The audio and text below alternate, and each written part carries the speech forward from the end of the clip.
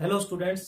तो आज अपने D and F block elements का पार्ट नंबर सेकंड स्टार्ट करने जा रहे हैं। इससे पहले अपनों ने पार्ट फर्स्ट पर बात की थी और आज अपने करेंगे डिस्कस किसके बारे में, पार्ट सेकंड के बारे में डिस्कस करेंगे। बट इससे पहले अपनों ने जो फर्स्ट पार्ट में कुछ कॉमन बातें की थी उसके बारे में थोड़ा आपको मैं रिवाइज करा दूं। अब उन्होंने बात की थी कि what R D block elements. D block elements क्या है, पोजीशन इन पीरियोडिक टेबल यानी आवर्त सारणी में इनकी पोजीशन यानी स्थान क्या है, जनरल इलेक्ट्रॉनिक कॉन्फ़िगरेशन इनका सामान्य इलेक्ट्रॉनिक विन्यास क्या है, और ट्रांजिशन एलिमेंट्स के बारे में बात की थी। तो स्टूडेंट्स लास्ट में आपको मैंने क्वेश्चन दिया था जाते जाते, जिंक जो है वो ट्रांजिशन एलिमेंट है या नहीं, ये आपको बताना था और आपने सभी ने ट्राई की होगी और शायद सही आंसर सर्च भी किया होगा। तो इस बात पर अपने आएंगे भी, इसका आंसर अपने देंगे। बट पहले आपको बता दूं मैं फिर से भी, ट्रांजिशन एलिमेंट और डी ब्लॉक एलिमेंट में थोड़ा सा जो डिफरेंस था वो क्या था कि डी ब्लॉक एलिमेंट्स क्या है, in which last electron enters in D subshell are called D block elements. ऐसे एलिमेंट तत्व जिनका लास्ट इलेक्ट्रॉन डी सबसेल में एंटर करे, डी उपकोष में प्रवेश करे, वो तो डी ब्लॉक एलिमेंट है। तो ट्रांजिशन क्या है, यानी ट्रांजिशन एलिमेंट का क्या लास्ट इलेक्ट्रॉन डी सबसेल में एंटर नहीं कर रहा? नहीं, ऐसा बिल्कुल नहीं है। ट्रांजिशन एलिमेंट या फिर डी ब्लॉक एलिमेंट, चाहे कुछ भी बोलो आप, उनका जो लास्ट इलेक्ट्रॉन है वो तो डी सब सेल में ही एंटर कर रहा है, डी कोश में एंटर कर रहा है। बट ट्रांजिशन एलिमेंट की डेफिनेशन या ट्रांजिशन एलिमेंट को डी ब्लॉक से कैसे अपने सेपरेटली उसको अलग से पहचान करें उसकी, तो इसके लिए आपको मैंने बताया था कि elements which have partially field D सब cell in their ground oxidation state as well as in their common oxidation state, यानी ऐसे एलिमेंट्स जो अपनी ग्राउंड स्टेट में या फिर कॉमन ऑक्सीडेशन स्टेट में क्या रखते हो, पार्शली फिल्ड डी सब सेल रखते हो, यानी ऐसे तत्व जिनका डी कोश पूरी तरीके से ना भरा हो। D10 कॉन्फ़िगरेशन नहीं होना चाहिए। अगर D10 कॉन्फ़िगरेशन है, D10 है तो उसको अपने क्या बोलेंगे, असंक्रमण बोलेंगे। उसको अपने क्या बोलेंगे, असंक्रमण, या क्या बोलेंगे अपने उसको, नॉन ट्रांजिशन एलिमेंट बोलेंगे। असंक्रमण तत्व या नॉन ट्रांजिशन एलिमेंट बोलेंगे इसको, जिसका कॉन्फ़िगरेशन D10 होगा। तो संक्रमण के लिए या ट्रांजिशन के लिए क्या होना चाहिए, D10 नहीं होना चाहिए, D9 है, D8 है, D7 है, ऐसा कुछ भी है वो चलेगा। वो किस में काउंट होगा, संक्रमण में काउंट होगा।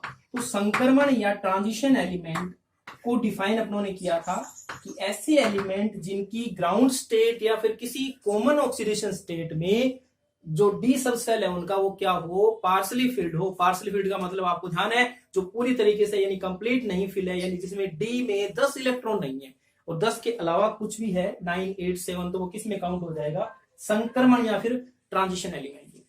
तो ये मैंने फिर से आपको थोड़ा एक्सप्लेन किया कि ट्रांजिशन एलिमेंट क्या है, जिनके डी जो सब सेल है वो क्या होगा, पार्शली फिल्ड रहेगा, कंप्लीटली फिल्ड नहीं रहेगा।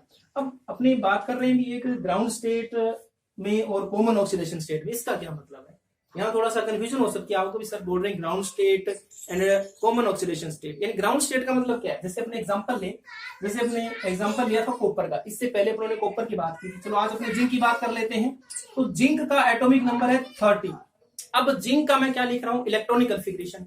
तो जब मैं जिंक का एटॉमिक कंडीशन में, यानी अभी मैंने जो जिंक लिया है वो एटॉमिक फॉर्म में लिया है, मैंने उसको आयन में चेंज नहीं किया। तो जब जिंक परमाणविक अवस्था में हो या एटॉमिक फॉर्म में हो, उस टाइम उसका जो कॉन्फ़िगरेशन होगा वो क्या होगा, उसका ग्राउंड स्टेट में इलेक्ट्रॉनिक कॉन्फ़िगरेशन होगा, या बोलो परमाणु अवस्था में इलेक्ट्रॉनिक विन्यास होगा। तो शॉर्टकट तरीका क्या है इलेक्ट्रॉनिक कॉन्फ़िगरेशन लिखने का, डायरेक्ट वैलेंस सेल या जो आउटर मोस्ट सेल उनको लिखो। तो इसके वैलेंस सेल या संयोजी कोष कौन कौन से हैं, 3D और 4s है। मैंने आपको क्वेश्चन भी दिया था, स्कैंडियम टू जिंक आपको इलेक्ट्रॉनिक कॉन्फ़िगरेशन लिखना है, आपने सभी लिखा भी होगा। तो जिंक का जो उन्होंने कॉन्फ़िगरेशन देखा 3D 4s, तो D में 10 होंगे और 4s में कितने होंगे, 2 इलेक्ट्रॉन। चलो ठीक है, ये ग्राउंड स्टेट में इसका कॉन्फ़िगरेशन है, यानी नॉर्मल स्टेट में, यानी एटॉमिक फॉर्म में अभी इसको लिया उस टाइम कॉन्फ़िगरेशन। और इस कॉन्फ़िगरेशन में आप देख रहे हो कि D जो है वो कंप्लीटली फिल्ड है, और D जब कंप्लीटली फिल्ड है तो वो किस में काउंट होता है, वो ट्रांजिशन एलिमेंट में काउंट होगा या नहीं होगा। डी कंप्लीटली फिल्ड है, दैट मींस वो क्या है, ट्रांजिशन एलिमेंट नहीं है, संक्रमण नहीं है। क्योंकि ट्रांजिशन या संक्रमण तो वो हैं जिनका डी जो है वो आंशिक भरा हो, यानी पार्शली फिल हो, यानी डी में 10 ना हो। बट अपनों ने एक बात और भी की थी, ये तो अपनों ने क्या लिया, ग्राउंड स्टेट में लिया है, ये तो अपनों ने ग्राउंड स्टेट में कॉन्फ़िगरेशन लिया है। अब अपने कॉन्फ़िगरेशन लिख रहे हैं जिंक का इसकी कॉमन ऑक्सीडेशन स्टेट में। अब कॉमन ऑक्सीडेशन स्टेट क्या है, जैसे कि अपनों ने देखा कि जिंक की कॉमन ऑक्सीडेशन स्टेट क्या है, +2, यानी जिंक नॉर्मली 2 इलेक्ट्रॉन रिलीज करके +2 स्टेट के अंदर अपने आप को शो करता है। यानी जिंक के जो कंपाउंड है, यानी जिंक जब कंपाउंड बनाएगा, कंपाउंड मतलब जब जिंक किसी दूसरे एलिमेंट के साथ जुड़ करके एक यौगिक बनाएगा, कंपाउंड बनाएगा, तो उस टाइम जिंक किस स्टेट में रहेगा, Zn+2 में रहेगा। फॉर एग्जांपल जैसे मैंने लिखा ZnCl2। अब ZnCl2 में जिंक पर क्या चार्ज है, +2 है, Cl पर क्या चार्ज है, -1, तो टोटल चार्ज बैलेंस हो गया ना, एक Cl पर 1 नेगेटिव, 2 पर 2 नेगेटिव, टोटल 2 नेगेटिव, तो टोटल 2 पॉजिटिव। तो यहाँ पर जिंक किस स्टेट में देख रहे हो आप, +2 ऑक्सीडेशन स्टेट में देख रहे हो। तो जनरल ऑक्सीडेशन स्टेट का मतलब क्या होता है, ऐसी ऑक्सीडेशन स्टेट या ऐसी ऑक्सीकरण अवस्था जो वो एलिमेंट अपने कंपाउंड या यौगिक में क्या करता हो, शो करता हो। यानी Zn जो +2 में पाया जाता है, और +2 में जाने के बाद 2 इलेक्ट्रॉन इसके निकलेंगे। अब 2 इलेक्ट्रॉन कहां से निकलेंगे, सबसे बाहर वाले सेल से, और सबसे बाहर कौन सा सेल है, 4s। तो 4s से 2 इलेक्ट्रॉन निकालो तो कॉन्फ़िगरेशन मिला 3d10 4s 0, और ये इसकी ग्राउंड स्टेट थी। और अभी अपनों ने जो लिखा ये इसकी क्या है, कॉमन ऑक्सीडेशन स्टेट। तो आपने देखा कॉमन ऑक्सीडेशन स्टेट में और ग्राउंड स्टेट में दोनों में ही डी जो है वो कंप्लीटली फिल्ड है, यानी डी में कितने इलेक्ट्रॉन है, 10 इलेक्ट्रॉन है। और जब डी कंप्लीट फिल्ड हो, डी में जब 10 इलेक्ट्रॉन हो, उस टाइम अपने इसको क्या बोलेंगे, ट्रांजिशन नहीं बोलेंगे, क्या बोलेंगे इसको, नॉन ट्रांजिशन एलिमेंट बोलेंगे। यानी अब ये क्या है, असंक्रमण है, नॉन ट्रांजिशन, या फिर ये क्या है, असंक्रमण तत्व है। तो अपना क्वेश्चन भी था कि जिंक बताओ संक्रमण है या असंक्रमण, जिंक जो है ट्रांजिशन है या नॉन ट्रांजिशन, तो उसका आंसर क्या होगा, zinc is a non transition element, zinc एक असंक्रमण तत्व है। रीजन आपके सामने है, बिकॉज ये D10 कॉन्फ़िगरेशन रखता है, इसका डी जो है वो कंप्लीट फिल्ड है, यानी पार्शियली फिल्ड नहीं है, यानी आंशिक भरा हुआ नहीं है, पूर्ण रूप से क्या है, भरा हुआ है। और ये कंडीशन अपने को बताती है कि ये क्या है, असंक्रमण है। अब एक क्वेश्चन आता है बहुत अच्छा कि आपने बात की थी कि 3D सीरीज के नीचे क्या है, 4D ट्रांजिशन सीरीज की बात की थी, सबसे पहले 3D सीरीज, फिर 4D, फिर 5D। तो क्वेश्चन आता है कि zinc cadmium and Hg, zinc cadmium and Hg means mercury are not transition element, why, give reason. Question है कि जिंक कैडमियम और Hg जो है वो ट्रांजिशन एलिमेंट नहीं है, संक्रमण नहीं है।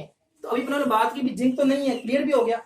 तो जिंक नहीं है तो कैडमियम और Hg भी क्यों नहीं है, जिंक के साथ कैडमियम और Hg भी आ गए, यानी कि जिंक, कैडमियम और Hg तीनों ही क्या है, नॉन ट्रांजिशन एलिमेंट है, दो तीनों ही क्या है, असंक्रमण तत्व हैं। तो ऐसा क्यों है, अभी अपनों ने देखा जिंक के बारे में। तो जो बात जिंक पर लागू हो रही थी वही बात किस पर लागू होगी, कैडमियम और Hg पर। देखो 3D सीरीज अपने को ध्यान है, फर्स्ट ट्रांजिशन सीरीज को क्या बोलते हैं, 3D series, because last electron enters in 3D सब सेल। तो 3D सीरीज का लास्ट एलिमेंट कौन है, जिंक। 4D सीरीज का लास्ट एलिमेंट कौन है, कैडमियम। एंड 5D सीरीज का जो लास्ट एलिमेंट है वो कौन है, Hg। अब जिंक का कॉन्फ़िगरेशन का क्या था, 3d10 4s2। तो कैडमियम का क्या होगा, जस्ट इससे एक सेल क्या हो जाएगा, बढ़ जाएगा। तो 3D है तो क्या आ जाएगा, 4D, और यहाँ क्या आ जाएगा, 5s। 4D है तो क्या आ जाएगा, 5D, और नेक्स्ट ये हो जाएगा 6s। और इलेक्ट्रॉन वही, इसमें कितने 10, इसमें 2, इसमें भी 10 इलेक्ट्रॉन होंगे, इसमें 2 इलेक्ट्रॉन होंगे। तो आपने देखा कि जिंक, कैडमियम और जो Hg है, उन तीनों का जो आउटर मोस्ट कॉन्फ़िगरेशन है, आउटर मोस्ट जो कॉन्फ़िगरेशन है वैलेंस सेल का, वो सेम है, 3d10 4s2, 4d10 5s2, 5d10 6s2। और ये इसका ग्राउंड स्टेट में कॉन्फ़िगरेशन है। अगर अब आप इसके ऑक्सीडेशन स्टेट की बात करो तो जो जिंक अगर +2 शो कर रहा था तो Cd भी क्या करेगा, +2, Hg भी क्या करेगा, +2। तो 2 इलेक्ट्रॉन निकलने के बाद भी जिंक, कैडमियम और Hg में तो कितने इलेक्ट्रॉन आपको मिलेंगे, 10 इलेक्ट्रॉन ही मिलेंगे, 10 इलेक्ट्रॉन ही रहेंगे। दैट मीन्स इसका डी जो है कंप्लीट फील्ड है, पार्शली फील्ड नहीं है तीनों का। तो उसको क्या बोलेंगे अपने, नॉन ट्रांजिशन एलिमेंट, या फिर क्या बोलेंगे, असंक्रमण तत्व है। क्या बोलेंगे, असंक्रमण तत्व है। तो ये था एक क्वेश्चन जो कई बार पूछा जाता है कि zinc, cadmium, Hg are non transition element, why, give reason. तो आप ये इसको इजीली इस तरीके से बता सकते हो। और इसका रीजन भी है, जब ये 2 इलेक्ट्रॉन रिलीज कर देगा, जिंक जब +2 है वो क्यों इसकी स्टेबल है, जिंक +2 में स्टेबल है, यानी जिंक +2 में खुश है अपने आप में। क्यों? बिकॉज जब +2 में आएगा ना ये, तो 3d10 और 4s 0 हो जाएगा। और अब आप देख रहे हो कि जो डी है वो क्या हो गया, कंप्लीट फील्ड। अपने जानते हैं कि फुल फील्ड, ठीक है, फुल फील्ड या पूर्ण भरित जो सब सेल या उपकोष हैं उनकी स्टेबिलिटी क्या होती है, ज्यादा होती है, मोर स्टेबल होते हैं। तो ये 3d10 कॉन्फ़िगरेशन के कारण क्या है, ज्यादा स्टेबल है और इस फॉर्म में ही ये रहना चाहता है। इसीलिए जो Zn है वो क्या है, +2 स्टेट शो करता है। तो ये बात है कुछ प्रीवियस लेक्चर की और कुछ उससे रिलेटेड जो क्वेश्चन आपको मैंने दिए थे। बट आज अपने स्टार्ट करना था पार्ट सेकंड, तो पार्ट सेकंड की अपने बात करेंगे।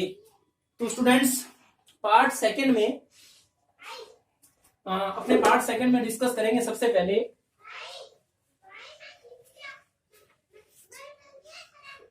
तो पार्ट सेकंड का अपना जो आज का पॉइंट रहेगा वो है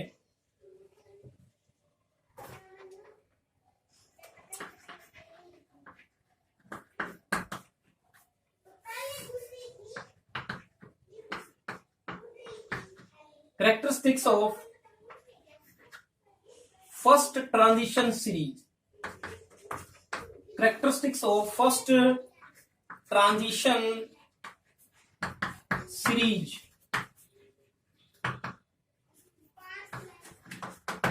Characteristics of 3D first transition series और 3D सीरीज दोनों सेम है, क्योंकि फर्स्ट ट्रांजिशन सीरीज का ही अनदर जो नेम था वो क्या था, 3D सीरीज।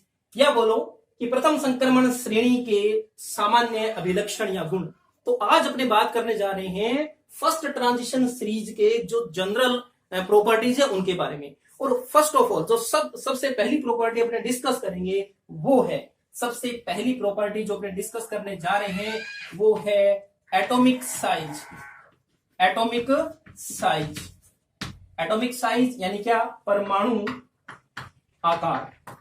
फर्स्ट जो प्रॉपर्टी है वो अपने डिस्कस करेंगे क्या, परमाणु आकार, एटॉमिक साइज या फिर परमाणु आकार। यस स्टूडेंट्स, एटॉमिक साइज क्या है देखो।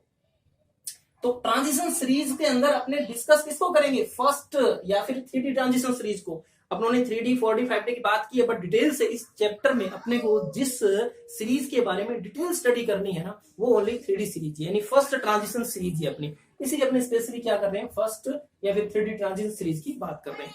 तो साइज की बात करते हैं, ठीक है। सबसे पहले अपने फर्स्ट ट्रांजिशन सीरीज के एलिमेंट्स को लिखेंगे कि फर्स्ट ट्रांजिशन सीरीज में कौन कौन से एलिमेंट्स आते हैं। तो स्टूडेंट्स आपको ध्यान होगा शक्ति, आपको ट्रिक बताई थी मैंने, बिल्कुल इजी ट्रिक है, जैसा बोलोगे वैसे ही लिखा जाएगा। शक्ति SCTTI, व वी क्र CR, शक्ति व क्र, मन MN, फे FE, को CO, नी NI, CU कु और ZN जिंक।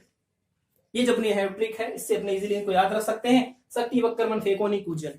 एटॉमिक नंबर भी लिख सकते हैं, अपने साथ साथ लिख लेते हैं। चलो 21 22 3 4 5 6 7 8 9 एंड जिंक का क्या हो जाएगा 30। तो ये फर्स्ट ट्रांजिशन सीरीज या 3D सीरीज के क्या है, एलिमेंट्स है और उनका एटॉमिक नंबर है। तो एटॉमिक साइज की अपने बात कर रहे थे। चलो सबसे पहले अपने बात एटॉमिक साइज की कर रहे हैं, इस सीरीज की करेंगे चलो, पर इससे पहले अपने ये थोड़ा जान लें भी रियल में एटॉमिक साइज यानी परमाणु आकार है क्या। वैसे तो नाम से क्लियर हो रहा है अभी, एटॉमिक साइज यानी साइज ऑफ एटम, एटम का साइज, परमाणु आकार यानी परमाणु का आकार, ठीक है। तो परमाणु के आकार की बात करें यानी परमाणु इनके जो भी यहाँ पर एलिमेंट्स हैं इनके परमाणु या एटम की जो साइज है वो किस तरीके से घट रहे हैं या बढ़ रहे हैं या सेम है, उन सब की अपने बात करने जा रहे हैं। बट एटॉमिक साइज को अपने मेजर कैसे करते हैं, ठीक है, एटॉमिक साइज को अपने मेजर कैसे करते हैं। तो देखो स्टूडेंट्स, एटॉमिक साइज को मेजर कैसे करना है।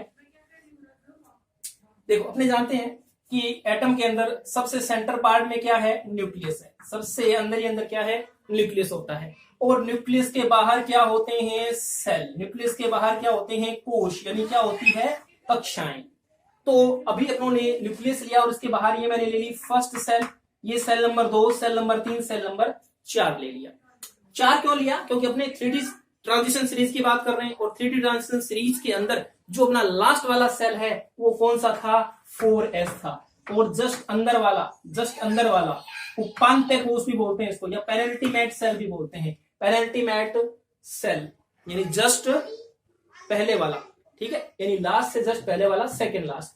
तो जो लास्ट वाला सेल है वो 4 है, इसीलिए उन्होंने यहाँ पर 1 2 3 4 4 सेल ले लिए। बात कर रहे हैं किसकी, साइज की।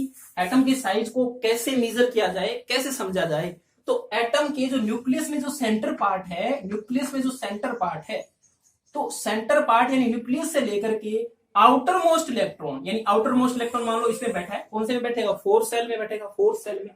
तो सेंटर पार्ट यानी न्यूक्लियस से लेकर के आउटर मोस्ट इलेक्ट्रॉन के बीच की जो डिस्टेंस होती है, ठीक है, न्यूक्लियस से उसके आउटर मोस्ट सेल के बीच की जो डिस्टेंस है, उसी को अपने क्या बोलते हैं, एटॉमिक क्या बोलते हैं, रेडियस। क्या बोलते हैं इसको अपने, एटॉमिक रेडियस। तो ये क्या होती है अपनी एटॉमिक रेडियस। तो अपने एटॉमिक रेडियस की बात कर रहे हैं।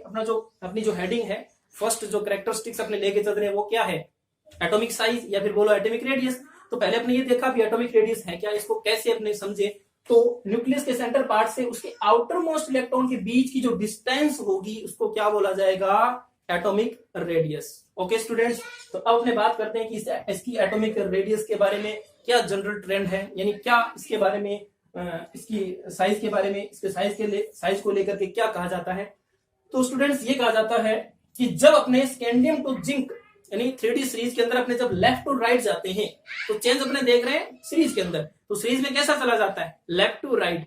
तो when we move from left to right then starting, ठीक है, मतलब जो स्टार्टिंग में क्या होती है, साइज इंक्रीज होती है। सॉरी, जब अपने लेफ्ट टू राइट जाते हैं तो स्टार्टिंग में क्या होती है, साइज डिक्रीज होती है।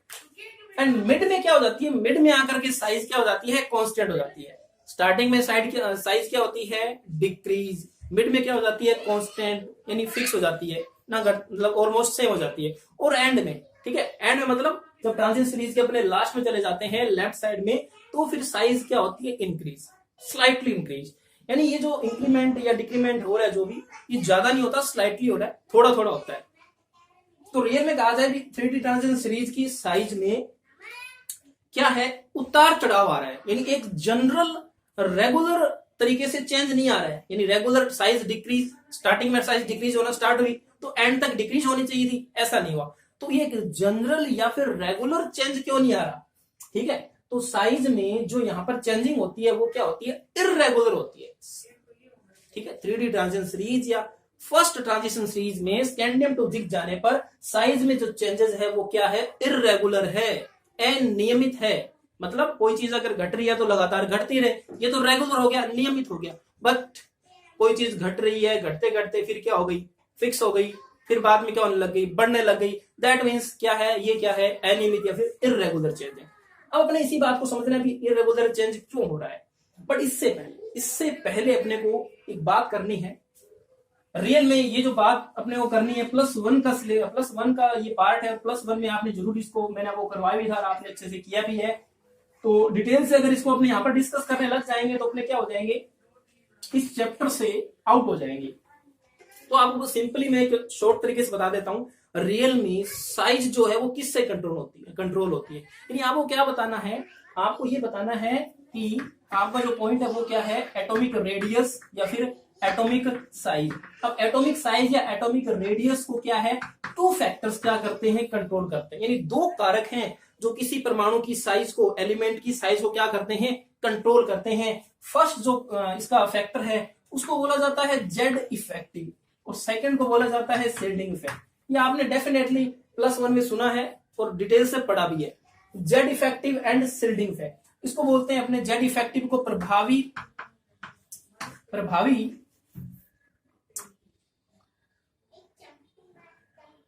नाभिकीय आवेश, प्रभावी नाभिकीय आवेश, जेड इफेक्टिव यानी प्रभावी नाभिकीय आवेश, इफेक्टिव मींस प्रभावी, और नाभिकीय आवेश यानी जेड। अब जेड क्या होता है, आप जानते हो एटम के अंदर, एटम में जेड से डिनोट किसको करते हैं, नंबर ऑफ प्रोटॉन्स को। तो नंबर ऑफ प्रोटॉन्स जो है वो किस में होते हैं, न्यूक्लियस में, नाभिक में होते हैं। और नाभिक में जो नंबर ऑफ प्रोटॉन्स होते हैं उसी को अपने क्या बोल रहे हैं, नाभिक का आवेश, न्यूक्लियर चार्ज बोल रहे हैं। नाभिकीय आवेश या न्यूक्लियर चार्ज, जेड इफेक्टिव मतलब affective nuclear charge. Full form क्या है इसकी, affective Z means nuclear charge, यानी न्यूक्लियर चार्ज प्रभावी नाभिक के आवेश का मतलब क्या है, नंबर ऑफ प्रोटॉन की बात कर रहे हैं किसमें, न्यूक्लियस के अंदर, ठीक है, नंबर ऑफ प्रोटॉन की बात कर रहे हैं, ठीक है। बट ये नंबर ऑफ प्रोटॉन का साइज से क्या लेना देना, आपको पता है कि न्यूक्लियस जो होता है सेंटर के अंदर उसमें क्या चार्ज होता है, पॉजिटिव चार्ज होता है, और आउटर मोस्ट सेल के अंदर जो अपना इलेक्ट्रॉन है, ये positive charge outer most shell में जो इलेक्ट्रॉन है जो बाउंड्री पर बैठा है, ये पॉजिटिव चार्ज इस इलेक्ट्रॉन को क्या करता है, अपनी तरफ क्या करता है, अट्रैक्ट करता है, आकर्षित करता है। और जब ये अपनी तरफ इसको आकर्षित करेगा, अट्रैक्ट करेगा, तो एटम की साइज आप सोचो क्या होगी, इंक्रीज होगी या डिक्रीज होगी, ठीक है। साइज क्या होगी, जो चीज बाउंड्री पर है उसको न्यूक्लियस क्या कर रहा है, खींच के पास में लाएगा, तो साइज क्या होगी, डिक्रीज होगी। तो आपको समझ आ गया अभी एटॉमिक साइज को, ये जेड इफेक्टिव ये अपनों लिखा, क्यों लिखा, यानी जेड का मतलब सिंपली क्या है, जेड का मतलब क्या है, number of proton, number of proton किसमें, इन न्यूक्लियस, इसलिए बोलते हैं इसको न्यूक्लियर चार्ज, ठीक है। तो न्यूक्लियस में नंबर ऑफ प्रोटॉन अगर ज्यादा है तो ज्यादा पावरफुल है, वो ज्यादा क्या करेगा, आउटर मोस्ट इलेक्ट्रॉन को अपनी तरफ खींचेगा और बाउंड्री जो दूर है इलेक्ट्रॉन की उसको पास ले आएगा और साइज को क्या कर देगा, छोटा कर देगा, ठीक है। चलो बात कर ली अपनों ने इसकी। अब अपने बात करते हैं शिल्डिंग इफेक्ट। तो ये क्या है, ये दूसरा फैक्टर है, दोनों फैक्टर एक दूसरे का अपोजिट है। अब शिल्डिंग इफेक्ट क्या है, शिल्डिंग इफेक्ट का मतलब क्या है कि ये अपना न्यूक्लियस है और मान लो यहां, चलो अपने फोर्थ सेल की बात कर रहे हैं, चलो इसी को अपने सेल काउंट कर लेते हैं। ये मान लो कि नंबर सेल नंबर फर्स्ट, ये सेल नंबर सेकंड, ये सेल नंबर 3 और ये सेल नंबर क्या है 4। क्योंकि 3D सीरीज या फर्स्ट ट्रांजिशन सीरीज में तो लास्ट अपना सेल है वो क्या है, चौथा सेल है, तो फोर्थ सेल अपनों ने ले लिया।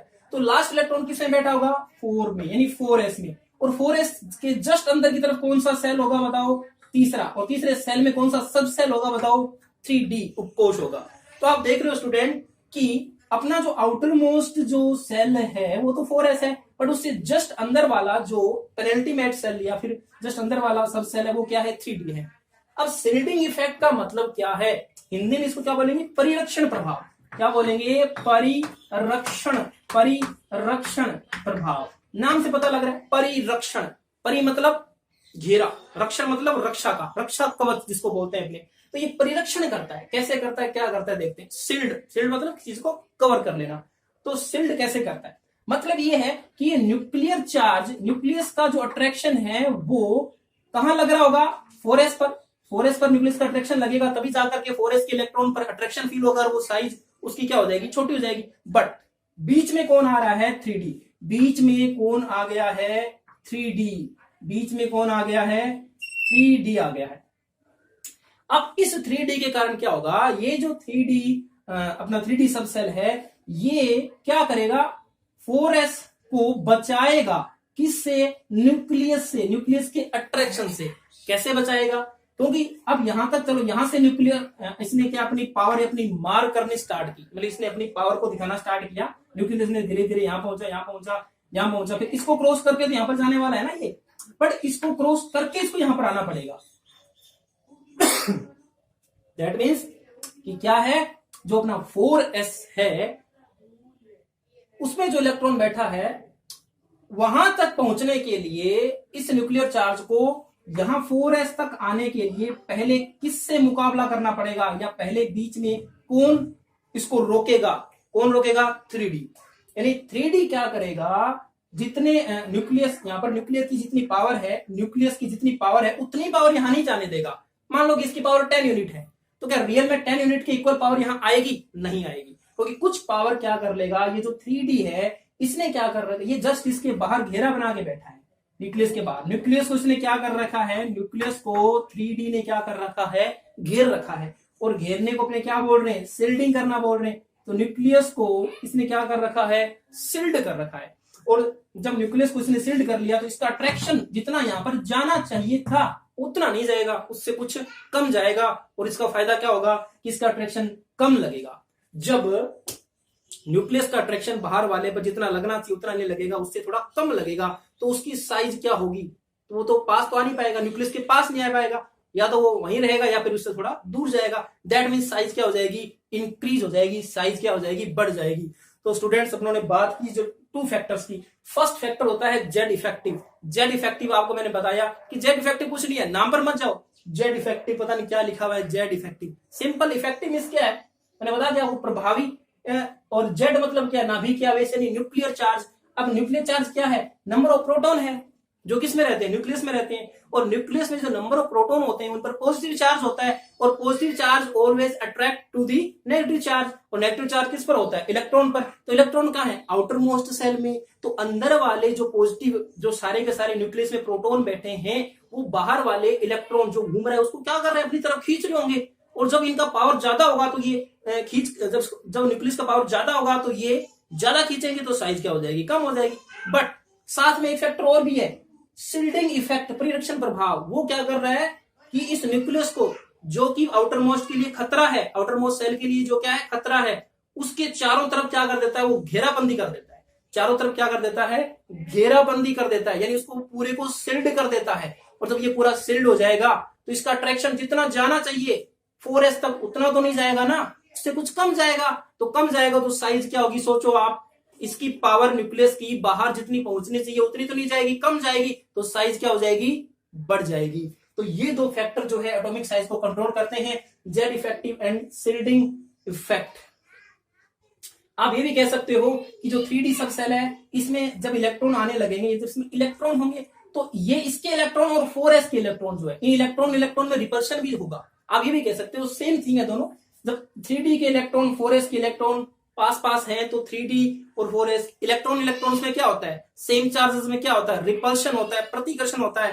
तो ये इसको क्या करेगा, दूर धक्का देगा, यानी रिपल करेगा, और साइज को क्या कर रहा होगा, ये बढ़ा रहा होगा। तो आपने समझा कि साइज को कंट्रोल करने वाले टू फैक्टर्स हैं। There are two factors that control the size, first Z effective and second shielding effect.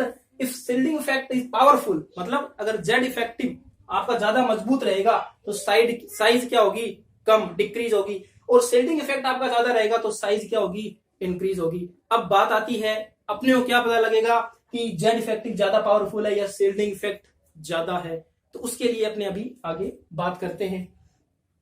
तो ये था एटॉमिक साइज को कंट्रोल करने वाले फैक्टर पर बात। और आपने देख लिया कि दो फैक्टर हैं, दोनों एक दूसरे के अपोजिट वर्क करने वाले हैं। एक फैक्टर साइज को डिक्रीज करने की फेवर में है, तो दूसरा फैक्टर साइज को इंक्रीज करने की फेवर में है। जो साइज को डिक्रीज करने वाला फैक्टर है वो जेड इफेक्टिव यानी प्रभावी नाभिकीय आवेश यानी अफेक्टिव न्यूक्लियर चार्ज है, और जो सेकंड है वो क्या है, शिल्डिंग इफेक्ट है। तो बात करते हैं अपने कि जेड इफेक्टिव यानी क्या, अफेक्टिव न्यूक्लियर चार्ज, ये न्यूक्लियस का चार्ज। रियल में जेड इफेक्टिव क्या है, देखो जेड इफेक्टिव होता है किसके इक्वल, जेड माइनस सिग्मा, और सिग्मा क्या है, स्क्रीनिंग इफेक्ट। ठीक है, अभी हायर क्लासेस में आप पढ़ोगे इसके बारे में डिटेल से कि जेड इफेक्टिव बोल रहे हैं, क्या है जेड इफेक्टिव। देखो जैसे कि सोडियम है, सोडियम का एटॉमिक नंबर क्या होता है, 11, तो उसमें नंबर ऑफ प्रोटॉन कितने होते हैं, 11। तो एटॉमिक नंबर के इक्वल ही क्या होते हैं, नंबर ऑफ प्रोटॉन को किससे डिनोट करते हैं, जेड से। तो जेड की वैल्यू कितनी है, 11 है। तो देखो अब ये इसमें से 11 में से क्या माइनस हो रहा है, सिग्मा की वैल्यू माइनस हो रही है, और सिग्मा क्या है, शिल्डिंग इफेक्ट। मैंने अभी बताया आपको कि अगर किसी एटम में 11 प्रोटॉन बैठे हैं, मान लो सोडियम में 11 प्रोटॉन बैठे हैं, तो क्या 11 के 11 प्रोटॉन उसके आउटर मोस्ट बाहर वाले सेल पर अपना फोर्स 11 प्रोटॉन के बराबर अप्लाई कर पाएंगे, नहीं कर पाएंगे, क्योंकि लास्ट इलेक्ट्रॉन से जस्ट अंदर वाले जो इलेक्ट्रॉन है वो क्या कर रहे होंगे, वो उस एटम के चारों तरफ, उसके जो न्यूक्लियस है उसके चारों तरफ क्या कर रहे होंगे, घेरा बना रहे होंगे। और जब घेरा बनेगा, जब शिल्डिंग हो जाएगी, तो इसकी पावर जितनी है उतनी नहीं जाएगी, उससे कुछ कम जाएगी। तो पावर मान लो जानी तो थी 11 प्रोटॉन के बराबर, ठीक है, बट उस सिग्मा भी काम कर रहा है, और मान लो सिग्मा की वैल्यू मान लो कि 2 है, सिग्मा ने कितना काम किया, अपना 2 यूनिट काम किया। तो टोटल जो लास्ट में जो रियल में इसका जेड 11 होना चाहिए था, वो 11 तो नहीं रहा ना, अब निकल के कितना आया, 9। तो यही तो है जेड इफेक्टिव। इफेक्टिव का मतलब क्या है, भी इसको शिल्डिंग इफेक्ट के साथ कंपेयर किया, उसके बाद देखा जेड इफेक्टिव का मतलब क्या है, रियल में न्यूक्लियस में जितने प्रोटॉन हैं, नाभिक में रियल में सोडियम में 11 प्रोटॉन हैं, तो क्या 11 के 11 प्रोटॉन सबसे बाहर वाले इलेक्ट्रॉन, सोडियम का कॉन्फ़िगरेशन क्या होता है, 1s2 2s2 2p6 and 3s2, कितने इलेक्ट्रॉन फिल करने अपने को 11, क्या 11 हो गए, 6 8 10 और 2 12, सॉरी तो 3s क्या आ जाएगा 1 आ जाएगा, ठीक है। 2 8 1 ये किसका कॉन्फ़िगरेशन हो गया, सोडियम का। तो सोडियम का जो कॉन्फ़िगरेशन है वो क्या है, 1s2 2s2 2p6 3s1। तो आउटर मोस्ट सेल कौन सा इसका 3s1 है। तो आउटर मोस्ट सेल पर अब आउटर सबसे बाहर वाले सेल पर कौन अट्रैक्शन लगाता है, मैंने अभी बताया आपको साइज कैसे कंट्रोल होती है। न्यूक्लियस के अंदर सबसे अंदर कौन होता है, प्रोटॉन। प्रोटॉन क्या करते हैं, सबसे बाहर वाले, सबसे बाहर कौन है 3s, 3s पर क्या लगाते हैं अट्रैक्शन। तो न्यूक्लियस में कितने प्रोटॉन बैठे हैं, सोडियम में 11 प्रोटॉन बैठे। तो क्या 11 प्रोटॉन के बराबर अट्रैक्शन फोर्स यहाँ पर अप्लाई हो रहा है, लग रहा है, नहीं हो रहा, क्योंकि इसके बीच में, क्योंकि ये देखो 2p और 2s और मतलब ये 2p सेल है, सेकंड जो सेल है उसमें 2s और 2p भी है, यानी ये क्या कर रहे होंगे, सेकंड जो सेल वाले इलेक्ट्रॉन्स हैं वो क्या कर रहे होंगे, न्यूक्लियस को क्या कर रहे होंगे, सील्ड कर रहे होंगे। और सील्ड करने के कारण, उसको घेरने के कारण 11 इलेक्ट्रॉन 11 प्रोटॉन के बराबर तो यहां पर क्या है, इसका इफेक्ट नहीं लग रहा होगा, उससे कुछ कम लग रहा होगा, इसी को इफेक्टिव कहते हैं।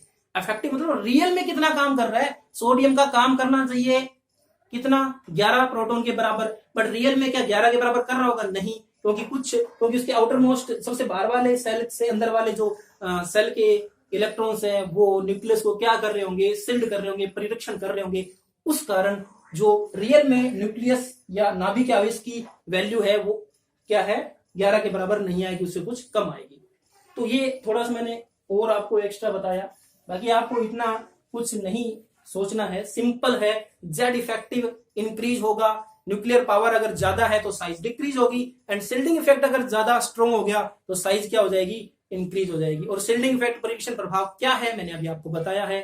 ओके, तो देखो सीधी सी बात, Z effective, if Z effective increase, अगर जेड इफेक्टिव इंक्रीज होता है तो size will be decrease, size क्या होगी, डिक्रीज होगी, घटेगी, अभी बात की उन्होंने। और अभी बात कर रहे थे हमने इसकी सील्डिंग इफेक्ट की, साथ में सील्डिंग इफेक्ट परिरक्षण प्रभाव, if shielding effect increase then size will also increase. तो यही तो अपनों ने पढ़ा भी कि जेड इफेक्टिव बढ़ेगा तो साइज क्या हो जाएगी, घट जाएगी, नाभिक का प्रभाव बढ़ेगा, न्यूक्लियस का पावर बढ़ेगा तो साइज को घटाएगा। और सील्डिंग बढ़िया होगी, घेराबंदी अच्छी होगी, बढ़िया तरीके से न्यूक्लियस को बाहर वाले ने घेर लिया तो क्या होगा, जो सबसे बाहर वाला है वो क्या हो जाएगा, सेफ हो जाएगा, सुरक्षित हो जाएगा, साइज छोटी नहीं होगी उसकी, उल्टी क्या हो जाएगी, बढ़ जाएगी। तो ये दो फैक्टर होते हैं, दोनों एक दूसरे के अपोजिट होते हैं, और इन दोनों में जो ज्यादा इफेक्टिव रहेगा, जो ज्यादा मजबूत रहेगा, उसी के अनुसार साइज आएगी। अब ये तो है नहीं भी दोनों हमेशा बराबर रहेंगे, ठीक है, कई बार बराबर भी रह सकते हैं। तो एक टाइम के अंदर मान लो एक ज्यादा प्रभावी है, एक ज्यादा क्या है, अफेक्टिव है, ठीक है, तो जो ज्यादा मजबूत है उसके अकॉर्डिंग साइज आएगी। अब साइज को बढ़ाने वाला, साइज को घटाने वाला मजबूत है तो साइज घट जाएगी, और साइज को बढ़ाने वाला फैक्टर अगर मजबूत है तो साइज बढ़ जाएगी। तो अब ये देखना है कि कब, अब ये सारी बातें किसके लिए कर रहे हैं, 3D ट्रांजिशन सीरीज के लिए कर रहे हैं, फर्स्ट ट्रांजिशन सीरीज के लिए कर रहे हैं। ये सारी बातें अपनों ने किसके लिए की, इतनी 3D सीरीज के लिए की। तो 3D सीरीज के लिए अपनों ने ये बात की कि जब अपने स्कैंडियम से जिंक पर जाएंगे, स्कैंडियम टू जिंक जाएंगे, कहां से कहां तक जाना है अपने को, शक्ति वक्र मन फे को नी पूजन। तो स्कैंडियम से जिंक पर अपने जाएंगे। तो मैंने बताया कि ट्रांजिशन सीरीज में लेफ्ट टू राइट जाने पर फर्स्ट यानी स्टार्टिंग में साइज क्या होती है, ये बताओ, स्टार्टिंग में साइज क्या होती है, यानी आप मान लो कि Mn तक, मैग्नीज तक साइज क्या होती है, डिक्रीज। तो यहां तक साइज क्या होती है, डिक्रीज होती है। मिड में, मैंने कहा मिड में साइज क्या हो जाती है, ऑलमोस्ट सेम हो जाती है। मिड में आकर के साइज क्या हो जाती है, ऑलमोस्ट सेम हो जाती है। इन तीनों की साइज क्या हो जाएगी, सेम हो जाएगी, कांस्टेंट हो जाएगी। और लास्ट वाले में, लास्ट में copper two zinc, copper two zinc जाने पर साइज क्या होगी, साइज क्या हो जाएगी बताओ, इंक्रीज हो जाएगी। लास्ट में साइज क्या हो जाती है, इंक्रीज हो जाती है, कॉपर टू जिंक। तो आपसे पूछ लिया जाए इसका रीजन क्या है, तो मैंने अभी आपको बताया साइज डिक्रीज हो रही है। तो बताओ, दो चीजें थी साइज को कंट्रोल करने वाली, एक घटाने वाला और एक बढ़ाने वाला। तो यहां पर साइज अगर डिक्रीज हो रही है तो बताओ कौन सा प्रभाव या कौन सा इफेक्ट ज्यादा मजबूत है। साइज डिक्रीज हो रही है तो कौन सा इफेक्ट ज्यादा मजबूत है, जेड इफेक्टिव। कौन सा, Z effective, effective nuclear charge, प्रभावी नाभिकीय आवेश। तो यहां जेड इफेक्टिव की वैल्यू ज्यादा है किससे, सील्डिंग इफेक्ट से, सो दैट साइज क्या हो रही है, यहां पर डिक्रीज हो रही है। तो यहां लास्ट में क्या हो रहा है, फिर लास्ट में साइज इंक्रीज हो रही है, इसका मतलब शिल्डिंग इफेक्ट, साइज को बढ़ाने वाला कौन था, शिल्डिंग इफेक्ट। शिल्डिंग इफेक्ट ज्यादा मजबूत हो गया यहां पर, किससे बताओ, जेड इफेक्टिव से, तो साइज क्या हो गई, इंक्रीज हो गई। तो मिड में क्या हुआ, साइज यहां पर चलो साइज डिक्रीज हुई, यहां साइज इंक्रीज हुई। जब साइज सेम है तो सेम, एक बढ़ाने वाला था और एक घटाने वाला था, दोनों आपस में क्या हो गए, बराबर हो गए। जब दोनों आपस में बराबर हो गए तो साइज भी क्या होगी, सेम। तो यहां पर क्या हो गए, दोनों फैक्टर जेड इफेक्टिव और कौन सा, शिल्डिंग इफेक्ट, एक दूसरे को क्या कर देते हैं, प्रति संतुलित यानी काउंटर बैलेंस कर देते हैं, एक दूसरे को क्या कर देते हैं, बैलेंस कर देते हैं। और जब दोनों बैलेंस कर देते हैं तो साइज क्या होगी, ना घट रही होगी ना बढ़ रही होगी, जैसी है वैसी रहेगी। यानी फेरस, आयरन, कोबाल्ट और निकल, ठीक है, आयरन, कोबाल्ट और निकल जो है उनकी साइज ऑलमोस्ट क्या रहती है, सेम, थोड़ा थोड़ा चेंज होता है, नेग्लिजिबल होता है, बिल्कुल न के बराबर, इसीलिए कहते हैं कि साइज इनकी क्या ऑलमोस्ट सेम है। ठीक है, तो ये बात थी इसकी। चलो, बट इसके बाद भी कुछ चीजें हैं, अभी भी अपने इस टॉपिक को और थोड़ा सा समझे।